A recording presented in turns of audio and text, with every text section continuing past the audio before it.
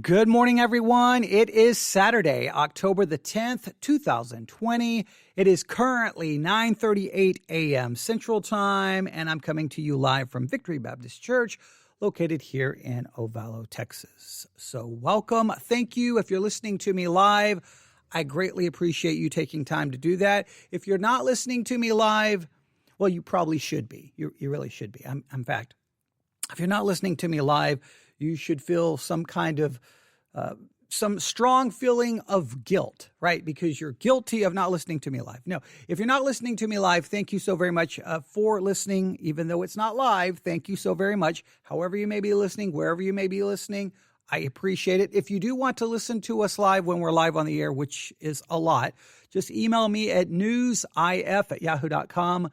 newsif@yahoo.com. That's newsif@yahoo.com. Simply say, I want to listen to you when you're live on the air. I'll send you a link to the app that you have to download. It's absolutely free, and then you can listen to me whenever I'm live on the air. Okay, so let's get all of that out of the way. Now, if you've been listening to all the things I've been working on, you know that I've started kind of a mini-series where we're looking at the origins of Christian fundamentalism, all right? The origins of Christian fundamentalism. Our real focus is kind of what I guess we'll call modern Christian fundamentalism. Because in this series, I've tried to articulate, I've tried to argue, I've tried to make it very clear that Christian fundamentalism is at the very heart of biblical Christianity. Because fundamentalism basically is an argument that here are the fundamentals of the faith. Here are the basic tenets of the faith. And if you deviate from these basic tenets, if you deviate from these fundamentals, then you basically cease from being Christian. You stop being anything related to Christianity. You become something other. You become some counterfeit form of Christianity. You cannot deviate from the basic tenets, from the fundamentals of the faith. Now, there can be a discussion and a debate amongst Christians about what are those fundamentals, but if you go back in church history, it doesn't take you very long to start realizing how the early church looked at these fundamentals. You could pull up the Apostles' Creed, one of the earliest creedal statements. Some would say there's creedal statements inside the Scriptures, but outside the Scriptures, you have the Apostles' Creed. Sometimes it was used as a baptismal creed that you could not be baptized until you memorized, recited, and agreed with the statements in the creed. Well, go through that creed. There's some very basic things there. There's that, hey, you cannot deviate from this. Then you go from the Apostles' Creed to the Nicene Creed, from the Nicene Creed to the Athanasian Creed. And these creeds were there to say, no, this is Christianity. Here are the basic tenets. Here are the fundamentals. If you deviate from that, you've become something other. And then if you go through church history, you have the first 7 ecumenical councils, or you could say the first 8 ecumenical councils, if you count the Council of Jerusalem and the book of Acts. But these councils were very clear. Here's what you have to believe. If you don't believe this, you are anathema. You are condemned. You are damned. So they were saying, so at the very heart of Christianity, there's been this this is basically a fundamentalistic attitude, something that we associate with fundamentalism has been at the heart of Christianity. And then as you get to the 19th century, well, guess what happens in the 19th century? You have an explosion of apostasy and heresy. Now, when I say an explosion, really every decade you have an explosion of new heresies and new apostasies, but the 19th century, a lot of things was emerging. You had higher criticism. I'm not going to go back and reteach all of that. You should go listen to the origins of Christian fundamentalism. I think I've done 2 parts so far. I was getting ready to do part 3, but here's the thing. While I was turning on the microphone over the last few days, recording this series on the origins of Christian fundamentalism, trying to make it very clear that Christianity at its root is fundamentalism, right? Here are the fundamentals of the faith. You cannot deviate. If you do, it stops being Christianity, right? And that fundamentalism, there in the 19th century, there was a great apostasy, and in the midst of that apostasy, that's where you find the origins of the modern Christian fundamentalism that we sometimes talk about. And their issue was, hey, all of these things that are coming out, that's not Christianity. They deviate from the fundamentals. So they're like, we're going to break fellowship with you. We're not going to be a part of your denominations. We're not going to support your seminaries. We're going to pull out of those denominations. We'll create independent churches. We'll set up our own institutes of higher learning, whether Bible institutes, Bible colleges, et cetera, et cetera. And they pulled out. And they said, we're not going to compromise. We're not going to go along to get along. They said, these are the fundamentals, and they fought for it. Well, as the fundamentalists were fighting, while that was happening, you had kind of what we'll call evangelicalism started taking a more softer approach.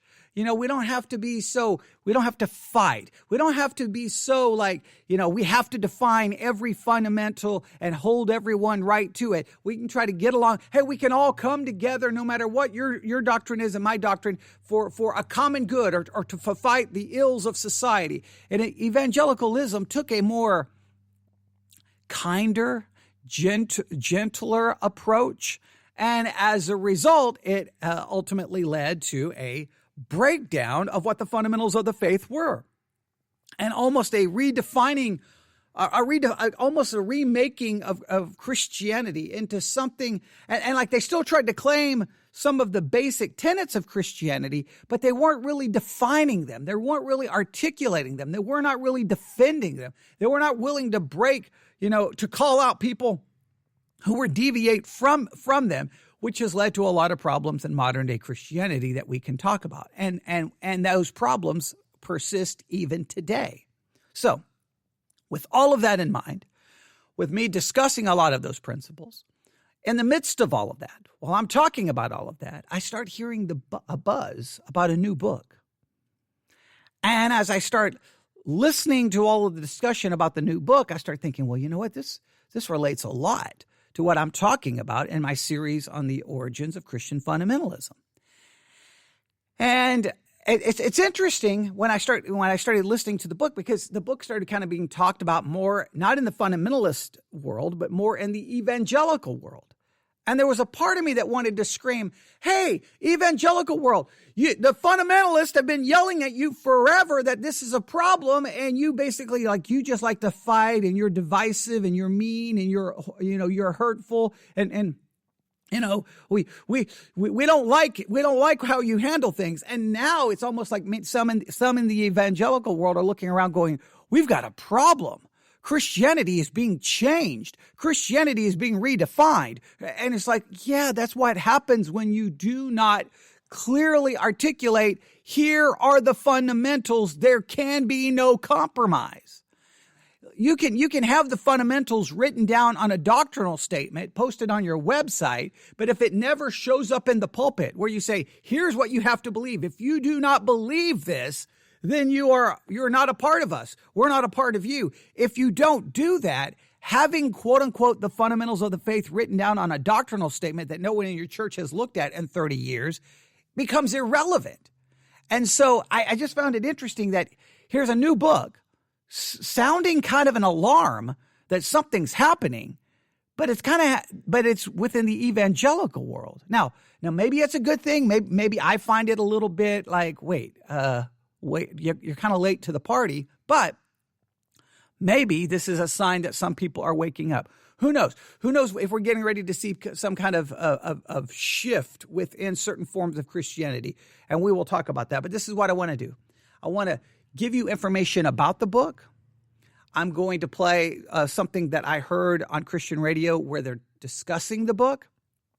And then what we may do, I may try to give away some copies of the book at some point. I may have to. I mean, I know we're a small church, but anytime I can put a book in someone's hands that could be beneficial, I like to do that. I'll have to think about how we want to do that moving forward. So you may want to stay tuned and keep listening, and we'll come up with an idea on how to do that. But let's just jump into this, because I heard this, and well, everything I've been talking about, it just seemed odd to me that here I am, like I'm sitting in this church warning everyone, or telling everyone, here's the origins of fundamentalism.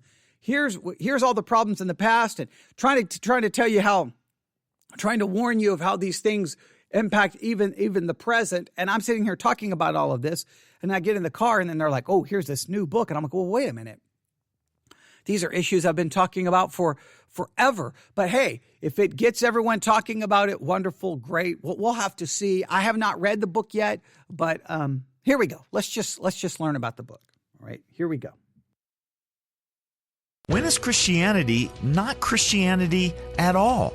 When it leaves the bounds of the faith delivered to the saints once for all. For the Colson Center, I'm John Stonestreet. This is Now we got to stop right there. Hey, when does Christianity stop being Christianity? Well, when it departs from the faith once handed down to the saints. Or, let me paraphrase. When does Christianity stop being Christianity? When it departs from the fundamentals of the faith, from the basic tenets of the faith. But I want to make it very clear to those in the evangelical world, it's your fault if you're not standing behind the pulpit saying, here are the tenets of the faith. Let's teach them. Let's go through them. Let's look at a creedal statement. Let's look at a confession of faith. Let's look at a doctrinal statement. Wait, here are the individuals within evangelicals who have departed from the fundamentals. You've got to call them out by name. When someone deviates from it, you've got to warn everyone. Because sometimes, look, you can sit there and be as vague as you can try to be so that you don't offend anyone. But if you're going to fight for the fundamentals of the faith, you've got to at times offend people because you're drawing a line in the sand saying, look, you can't cross that line. If you do, that stops being Christianity. But evangelicals did not like that mindset. They didn't like that. It was too mean. It was too divisive. It was too hurtful. You're being mean. You can't say those things. Well, the fundamentalists were like, no. Now, I agree that sometimes within fundamentalism, they started fighting over things that maybe weren't actually the fundamentals of the faith and started becoming known for fighting over these secondary issues and forgetting the main issues. But at the same time, the evangelical world, it's like we don't want to argue about that. They're believers too. This is what happens. When does Christianity stop being Christianity? When you depart from the fundamentals of the faith. Because Christianity at its root has always been, what we call fundamentalism. Here's the truth. You deviate. That's not Christianity. And now it's 2020 and people are like, wait, I think Christianity is falling apart. Yeah, I wonder why. So I'm going to back that up and play it again so that you can hear it. Because as soon as I heard those words, I'm like, that's what I've been talking about. Like, here we go. When is Christianity not Christianity at all? When it leaves the bounds of the faith delivered to the saints once for all. For the Colson Center, I'm John Stonestreet. This is Breakpoint. According to a recent survey, nearly a third of self-described evangelicals do not believe that Jesus Christ is truly God. Arianism, as it turns out, is a heresy that plagues multiple generations of the church, not just in the 3rd century. No, wait. Stop right there. So we have evangelicals who deny the deity of Christ. No, they're not evangelicals. They're not Christians. And they should not feel welcomed with that doctrine, with that belief in any church. And then he mentions Arianism. Yeah, you start walking into average churches. You look, if you listen to me today, call anyone you know who's a Christian, right? Who goes to other churches, right? And ask them, hey, tell me about the history of Arianism. Tell me about who Arius was. What did he believe? Well, how did this impact the church? How did the church address this issue? At what council did they address the issue? What did they say about it? What were some of the disputes related to his heresy? See how much they know. You'll find Christian after Christian who don't have a clue. They'll be clueless. They won't have a clue about what you're talking about. Why? Because their churches don't teach church history. And when you don't teach the history of the past, you repeat the errors of the past. Ignorance of church history makes one vulnerable to the errors of history. Ignorance of church history basically is fertile soil for the deceptions of the past to be planted in the present. So when I'm sitting there hearing him say that, I'm like, okay, yes, yeah, that ancient that heresy from back then is present again today. Yeah, but here's the thing. Oh, this drives me crazy. It's because those same evangelical churches don't teach church history. I get so tired of talking.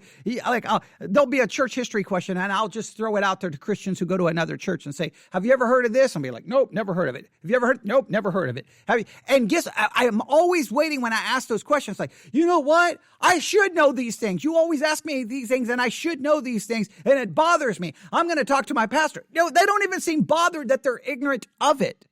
Ignorance of the past makes one vulnerable to the errors of the past. Ignorance of church history is fertile soil for the heresy of the past to be planted in the present. You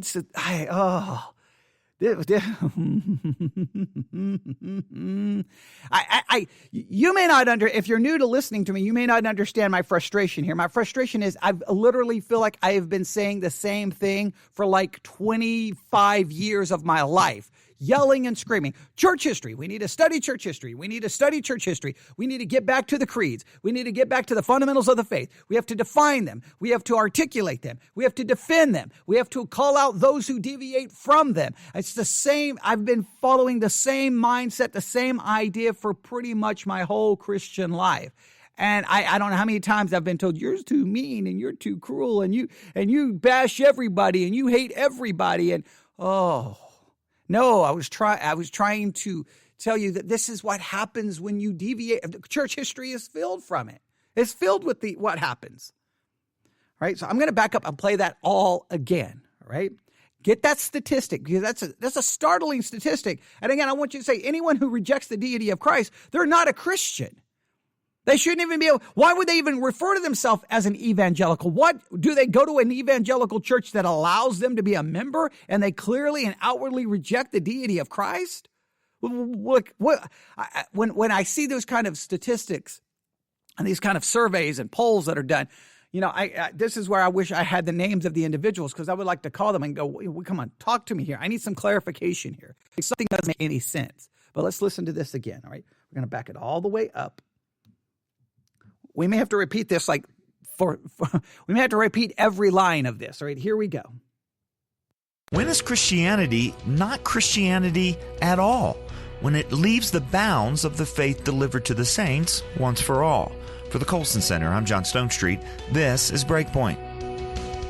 According to a recent survey, nearly a third of self-described evangelicals do not believe that Jesus Christ is truly God.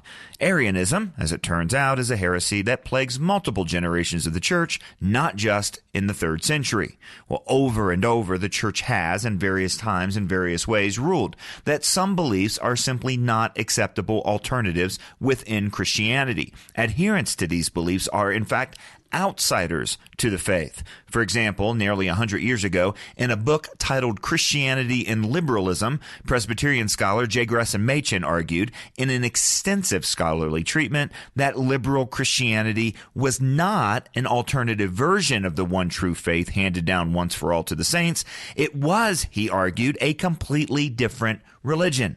The liberal Christianity of his day focused on a social reform agenda fueled by feelings informed by secular thought, barely draped in religious language. The God it preached was not sovereign over creation or providential over the affairs of men. He did not really come in the flesh in the person of Jesus Christ, who did not really perform miracles or physically rise from the dead. And the Bible was not really the fundamental and decisive revelation of God, nor the final authoritative source for morality. But it must be understood according to our evolving scientific knowledge and political agendas. Well, today, the effort to update Christianity continues, an effort to adapt and reform it according to the spirit of our age. From church pulpits to the Christian blogosphere, from once reliable Christian publishing houses to the campuses of Christian colleges that are Christian in name only, from beautiful and historic churches decorated with gay pride flags and pastored by ordained ministers who bless abortion clinics, to the ex-evangelicals who become the self-styled spokesperson for what Jesus would really say and do, there is, in our day, a Christianity that is no Christianity at all. Devoid of the truth claims and controversial moral teachings of historic Christianity, what is today called progressive Christianity is not another side of the same coin. It's a different religion founded on a different worldview.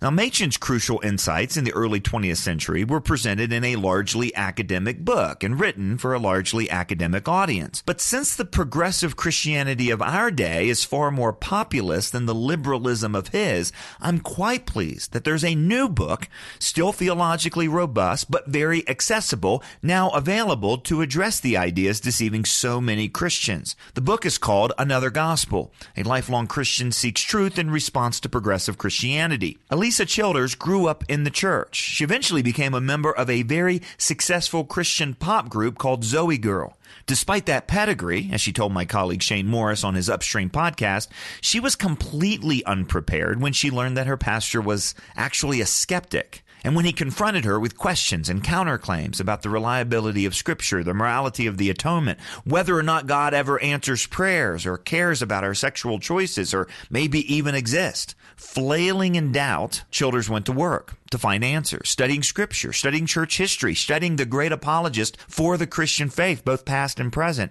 and learning how to critique the claims of progressivism. In the process, she found that Orthodox Christian beliefs actually have rock-solid foundations, and that she could find answers to these tough questions. A progressive Christianity that denies the divinity of Christ or treats his incarnation and resurrection from the dead as myths or reimagines human nature away from God's created design and according to the new sexual libertinism, well, that's not just another take on the old faith. It's another gospel entirely. Childers' book, Another Gospel, is an incredibly valuable resource, especially now. It's almost like every week I'm talking with pastors or youth pastors or parents or grandparents who are watching the next generation buy into a false gospel, questioning the historic truth claims of Christianity. Using the framework of her personal story, in Another Gospel, Childers provides us with a thorough, rigorous, and entirely readable takedown of progressive Christianity, as well as a reliable introduction to the non-negotiables of the Christian faith.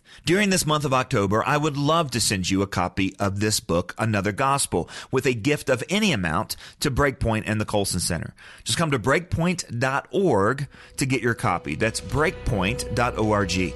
For Breakpoint, I'm John Stonestreet. Now, there's a lot there. I could stop and I could go back and replay it, but I didn't want this to take 3 hours to work through. But that gives you a kind of an overview. Now, I'm going to give you more information about the book, and if we decide to give away copies of the book, we're not going to make you offer a donation. I don't like to do that. We'll give away, I'll find out how many books we can possibly give away, and we'll just give them away, and we won't ask for any money from you or any donation or you're not giving away a book if you're asking, like, I will give you a book if you give us some money. That's not, then you're purchasing the book, okay?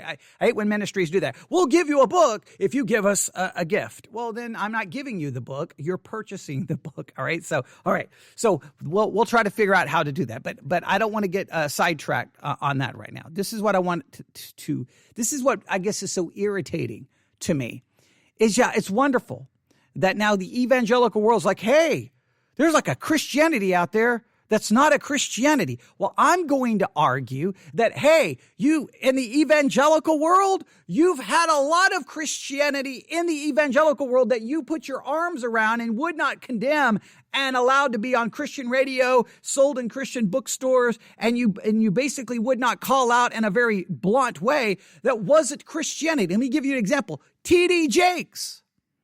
T.D. Jakes, we talked about him and his modalism and Sabellianism, which is the denial of the Trinity view of God, the Trinitarian view of God. Okay, well, that's not evangelical Christianity. All right, maybe if that's evangelical Christianity, then you've stopped being Christian. You've got people like Joel Osteen. I could go on and on and on. You've got all this nonsense that's come in, that's in the evangelical world, right? You've got within the evangelical world, those who've brought in all kinds of charismatic ideas, charismatic theology, which begins to deviate. And the evangelical world would not do anything about it, would not call it out. But now they're like, wait a minute. There's now, okay, but now the progressive form of Christianity, okay, now this is too far. Well, if you would have been drawing the line in the sand a long time ago, saying here are the fundamentals of the faith, and if you deviate from the fundamentals of the faith, you are not a part of Christianity, you could have helped avoid this and fight against it. but you wouldn't take that stand. So it just seems like the evangelical world is late to the party. And the fundamentalism of the past in the 19th century that began its origins, the modern fundamentalistic movement, it had its origins in the 19th century coming out of all of that apostasy. They ultimately became ostracized, mocked, made fun of, looked down upon, and rejected. Now, fundamentalism did a lot of that to themselves because, again, they became more known for their secondary issues and wanted to fight about everything from music to dress and stopped worrying about the fundamentals of the faith because sometimes even in fundamentalistic churches, right?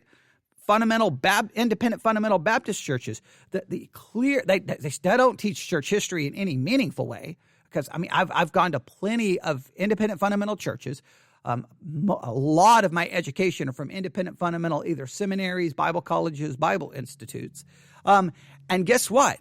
They weren't doing a very good job of teaching church history. They were not doing a very good job of laying down the fundamentals of the faith. They were not. It's like they wanted to fight over these secondary issues. They wanted to fight over make sure you wear a tie, because if you don't wear a tie, then you're probably not saved. Hey, you can't listen to any music that, the emphasis on, that has this kind of beat or this kind of beat. And they want to start arguing about all of these other kinds of things and become, you can't go to the movie theater, but you can rent movies. You can, all of these rules that they became so known for that they began to ignore the fundamentals of the faith. And guess what? The fundamentalists then were not seen as a clear option.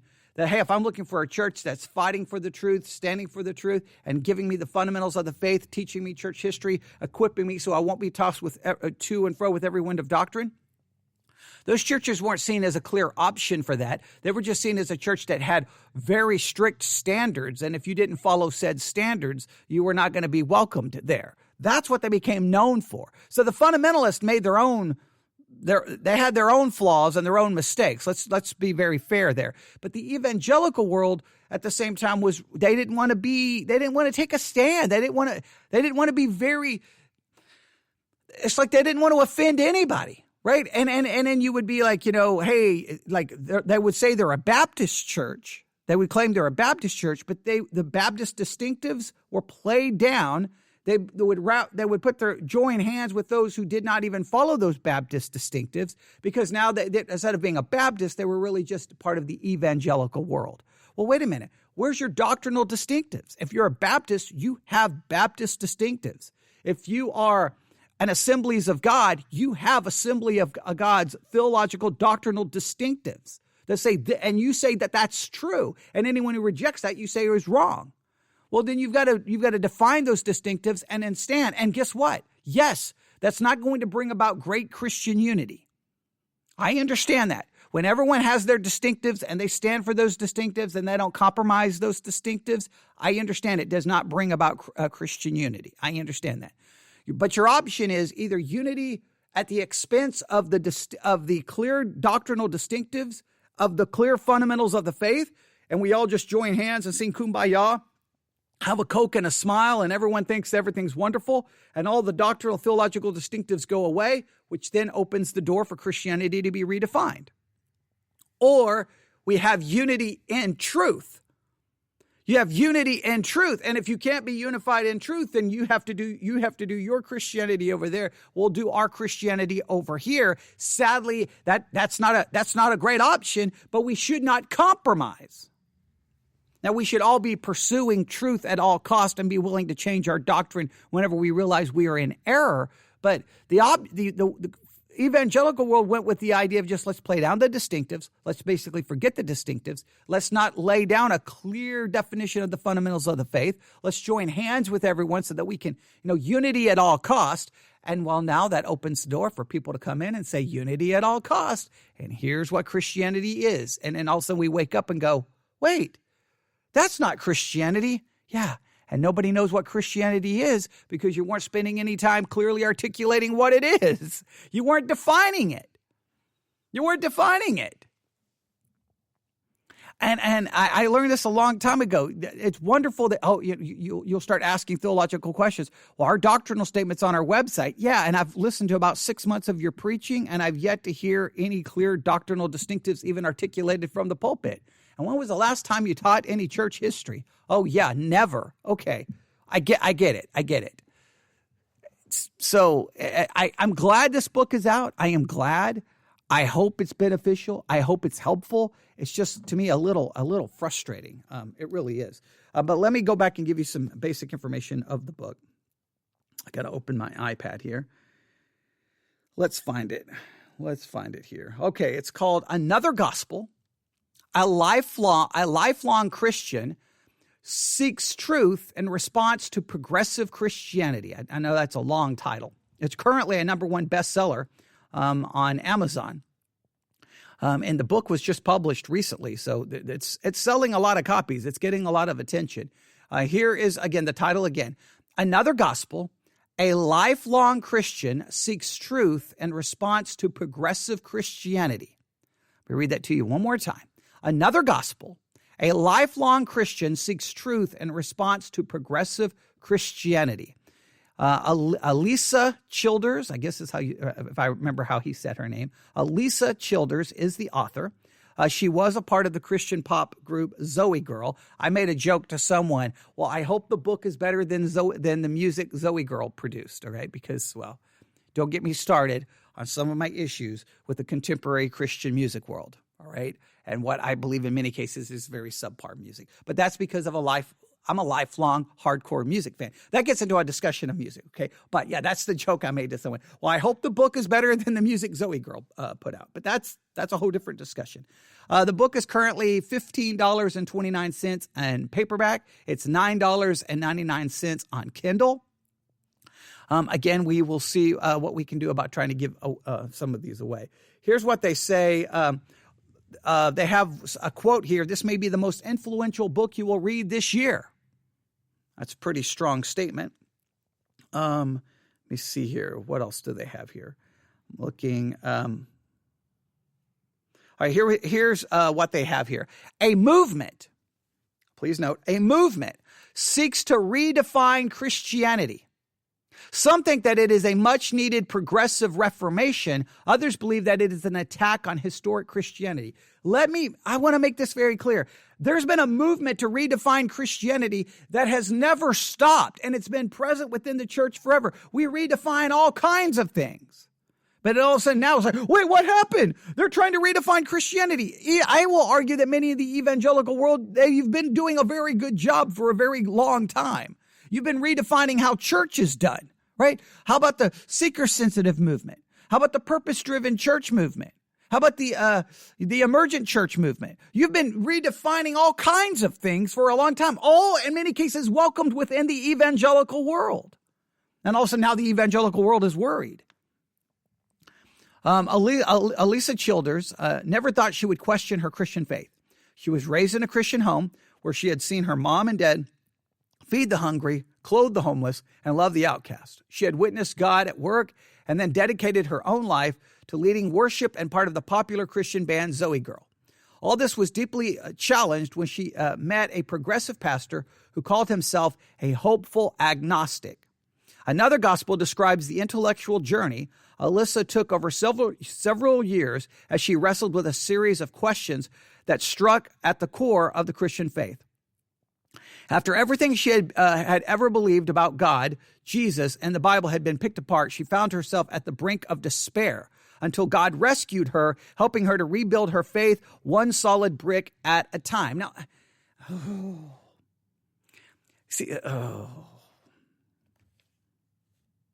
See, here's what drives me crazy.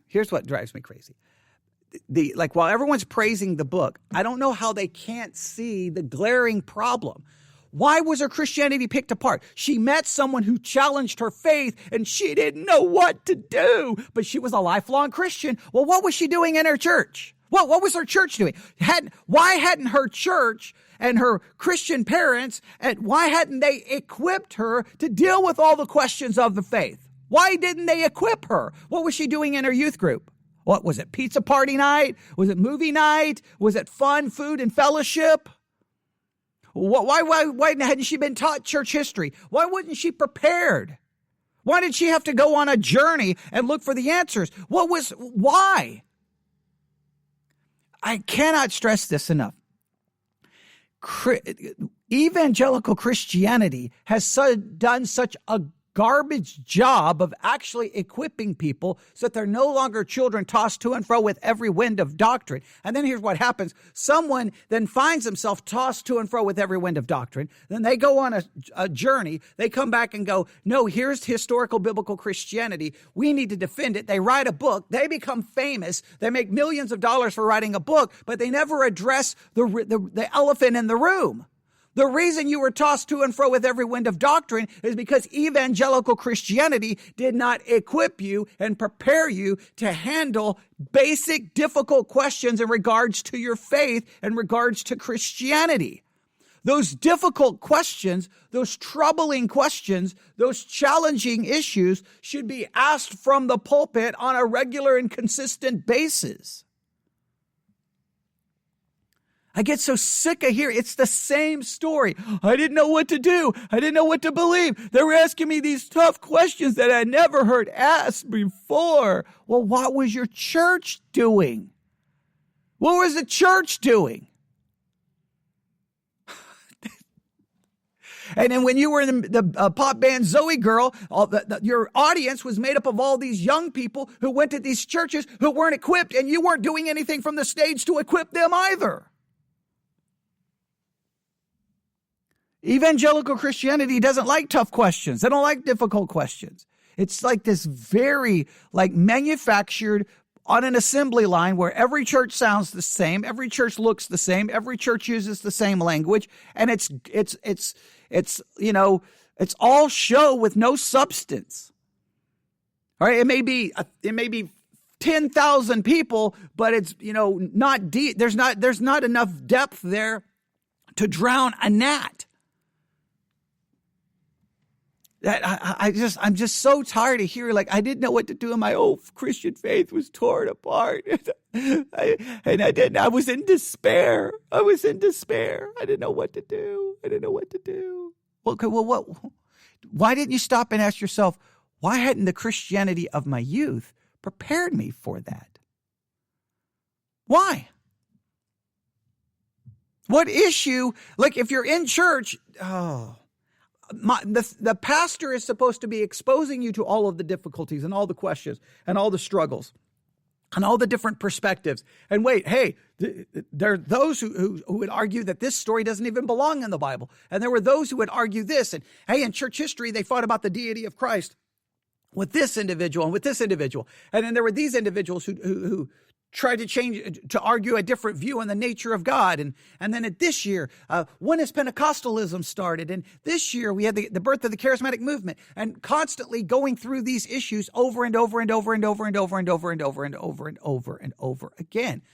I cannot stress it enough. The purpose of the local church is to equip Christians for the work of ministry and to continue to equip them so that they become complete, lacking nothing, and that they're no longer children tossed to and fro with every wind of doctrine. But what happens is you read these stories of someone being tossed to and fro with every wind of doctrine. They want to write a book to fix it, but they don't address the elephant in the room. It's the churches who are not addressing it. It shouldn't be a singer from the pop band Zoe Girl who writes a book to fix it. It should be churches fixing it. Now, I'm grateful for her book, and I'm going to read it, and I'm going to recommend it, and I may give some away, but it's just why aren't pastors doing that? See, I see this as more I see all of this as more proof that the church has failed to do its job year after year after year after year after year. And there was a time there were churches trying to fight this. In fact, right here behind me, I got to lean back here. I've talked to my church a bazillion times about this. The fundamentals. Here's volume 1 of the fundamentals. These books were published, 1917, I believe, early 1900s. And the fundamentals was, I think, a 4-volume set. I believe it's 4 volumes. And these volumes were published and were to be given to churches so that these issues could be addressed. These were them trying to reestablish, here are the fundamental issues that we have to fight. And I'll just go through volume 1. All right. It's the fundamentals are in 4 volumes, all right? And maybe we need to give away this. Maybe we need to give away the fundamentals. Before we give away her book, maybe I need to give away some sets of the fundamentals. I may look into doing that. All right. But let me just give you some of the chapters. The history of the higher criticism. All right. Now, that's one of the major issues. Some of the things that she was talking about that progressive pastor doing, it originates from higher criticism, right? 19th century. Okay. The history of higher criticism, to the Mosaic authorship of the Pentateuch, all right? Fallacies of the higher criticism, the Bible and modern criticism, the Holy Scripture and modern negations, Christ and criticism, Old Testament criticism and New Testament Christianity, the tabernacle and the wilderness, did it exist? Internal evidence of the fourth gospel, the testimony of Christ to the Old Testament, the early narratives of Genesis, 1 Isaiah, the book of Daniel, the doctrinal value of the first chapter of Genesis, 3 peculiarities of the Pentateuch, which are incompatible with the Garf-Wellhausen theories of its composition. And Wellhausen, we talked about him in the origins of fundamentalism, right? So I've already been teaching some of the history that relates to what they're talking about here. The testimony of the monuments to the truth of the Scriptures, the recent testimony of archaeology to the Scriptures, science and Christian faith, and my personal experience with higher criticism. That's all in volume 1 of the fundamentals. I've tried to tell every Christian, I don't know how many times I've told the people in my church, you need to read the fundamentals. You need to read the fundamentals. I don't know how many times I've said it. I've got copies here at the church. I've put them in the library. I've done everything I can because this goes back to the 1900s and it shows you what fundamentalism was. Hey, here are the fundamental issues of the faith. They're non-negotiable. You got to know them. And if churches would have been teaching these things, struggling with these things, talking about them in the Sunday school classroom and the youth group from the pulpit, then people would be prepared to deal with these issues that are still present. See, the fundamentals, we're talking about the very issues that now this new book is trying to address. Well, these things have been going on since the 1800s. And it was the fundamentalist who said, we've got to fight against it. And it was the evangelicals who are like, no. Well, now the evangelicals are like, oh, Christianity is being redefined right before our very eyes. Yeah, I wonder why. Because the church wasn't doing its job. Man, I think I'm going to get more irritated by the new book than I am than anything. So there you have it. Here's. Let me just read a little bit again. Everything that's said here about the book, just so that I make sure that we at least wrap this up. A movement seeks to redefine Christianity. Some think that it is a much needed progressive reformation. Others believe that it's an attack on historic Christianity.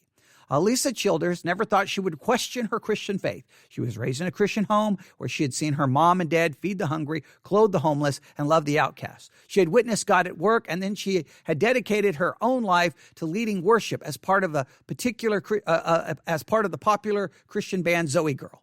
All that was deeply challenged when she met a progressive pastor who called himself a hopeful agnostic. Another gospel describes the intellectual journey Alyssa took over several years as she wrestled with a series of questions that struck at the core of the Christian faith. After everything she had believed about God, Jesus, and the Bible had been picked apart, she found herself at the brink of despair until God rescued her, helping her to rebuild her faith one solid brick at a time. Again, that just proves she wasn't prepared beforehand. Why wasn't she prepared beforehand? Go back to the churches she was a part of. They obviously didn't do their job. Because she should never have heard a question. I've always said this. I want the people in my church to never hear a question that challenges Christianity from anyone else that they hadn't heard from me offering from the pulpit first. And then it continues. In a culture of endless questions, you need solid answers. If you or someone you love has encountered the ideas of progressive Christianity and aren't sure how to respond, Elisa's journey will show you how to determine and rest and what's unmistakably true. Let me make it very clear. The progressive Christian ideas, many of them, their origins come from the 19th century, from the 1800s. Go back and listen to, I gave 9 characteristics of liberal modernistic theology of the 19th century. Look at them and see how that applies to what's happening. Listen, not only in progressive Christianity, in the evangelical world itself. I will go so far to say the evangelical world is what gave rise to progressive Christianity. I will say progressive Christianity is possibly a fruit of evangelicalism. Now, I know I just made a major claim right there. I will argue progressive Christianity is the fruit of evangelicalism. Hey, let's play down our distinctives. Let's not worry about being very specific in our doctrinal statements. Let's not fight for these doctrinal statements. Let's not call out heresy. Let's not call out apostasy. Let's not call out false teachers. Let's all get along. Let's all go along to get along. Let's all join hands. I will say the progressive Christianity that's trying to redefine Christianity, it's the fruit of evangelicalism. That's what I'm going to say. I'm going to make that bold claim right there. I know that may be offensive to some, but I'm going to stand my ground right there on that. All right, we'll stop right there.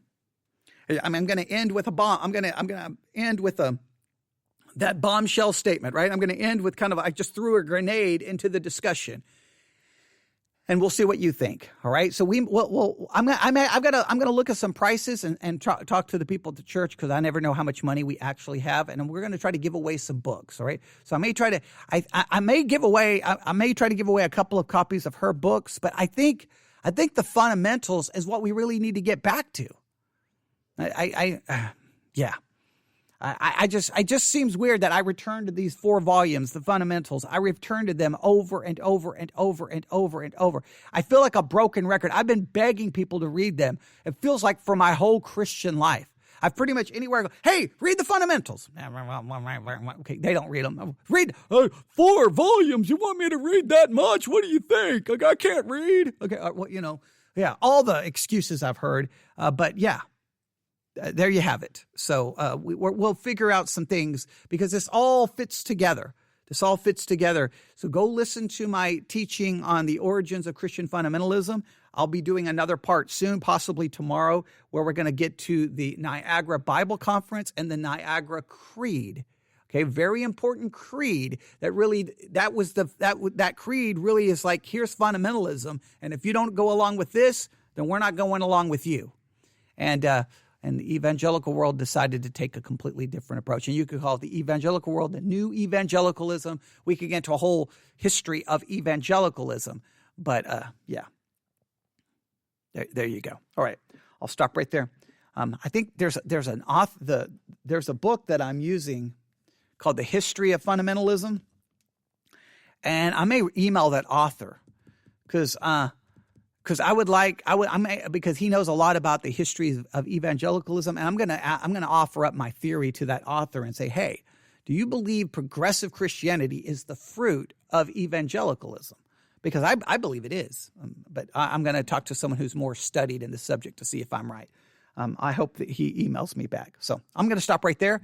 I'd love to hear your thoughts on all of this.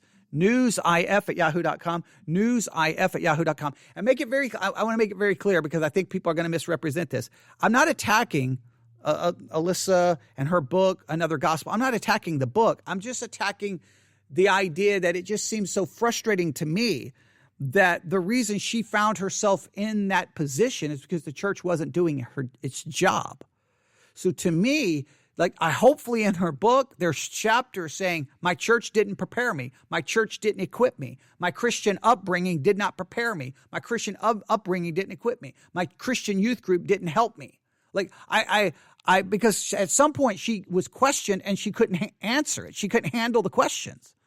She came to the brink of despair, I think is how the description of the book reads. I hope she has chapters blaming the church for not doing its job. Because to me, that's the issue. All right. We'll stop there. All right. Everyone have a great day. God bless.